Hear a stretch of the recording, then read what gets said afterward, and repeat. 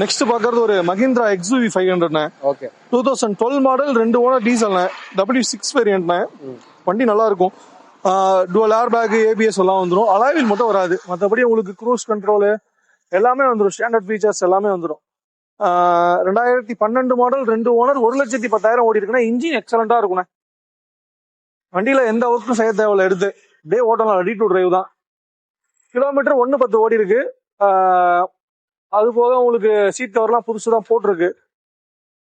2012 model, 2 owner, XUVக்கு நம்ம code பண்ற price 5 லட்சம் ரூபா கோட் பண்றேன். ஏதாவது கம்மி பண்ணி கொடுக்கலாம். பிக்சட் பிரைஸ் கிடையாது, ஏதாவது கம்மி பண்ணி கொடுக்கலாம்.